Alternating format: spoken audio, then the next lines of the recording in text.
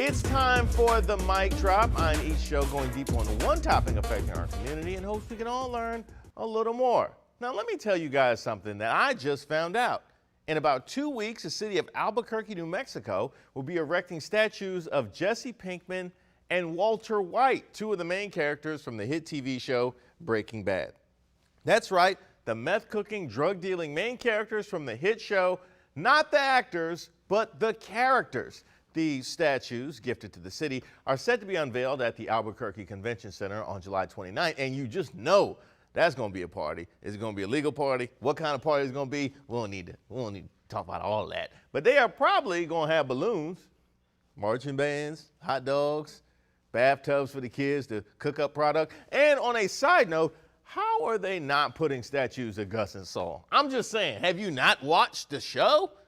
Now, while some of the local haters may be against the veneration of, brutal drug dealers, imaginary or otherwise, the mayor's office has issued a statement reading, "The positive impact that the cast and crew of Breaking Bad have had on our economy and film industry can't be minimized. The franchise has had over $385 million in economic impact, lifting up countless local businesses."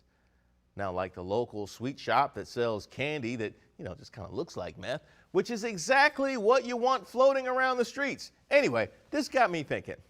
All the things that we've had filmed around D.C., if we were to be gifted a statue or two from one of the many shows and movies, what would it be and where would you want it to go? I mean, we got so many choices. There's 227, there's the X-Files, there's the Blacklist, there's Independence Day, there's Black Dynamite, House of Cards, West Wing, the list goes on and on and on. In fact, there's something and someone for everybody. Well, we talked about it around here, and for us in no particular order, how about we start with a statue of Selina Meyer? Yes, that's right, that's Julia Louis-Dreyfus from Veep. Shout out to Holton, by the way. How about we put that statue of Selina Meyer outside the Naval Observatory? In fact, go ahead and change that name to the Selina Observatory. I'm all for that. And actually, that statue should be double the size of the others because she reps the area.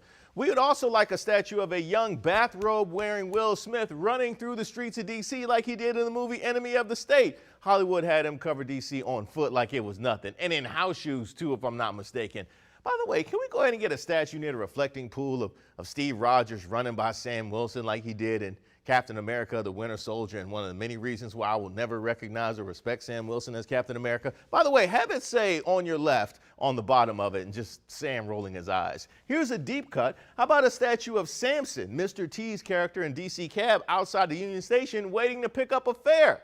Or you can put it over by the big chair. I'm sure he wouldn't mind. And somebody here, I'm not exactly at liberty to say who, actually wants a statue of Roger Smith from American Dad. Medicinal brownies may or may not have been involved in that particular choice. We wouldn't even know where to put him. The suburb he lives in is fictional, so I don't know. How about the lap of the Lincoln Memorial sound? Yeah, that work for you?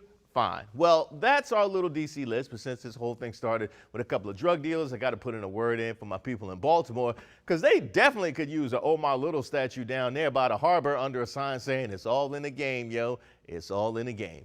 You're welcome, Baltimore.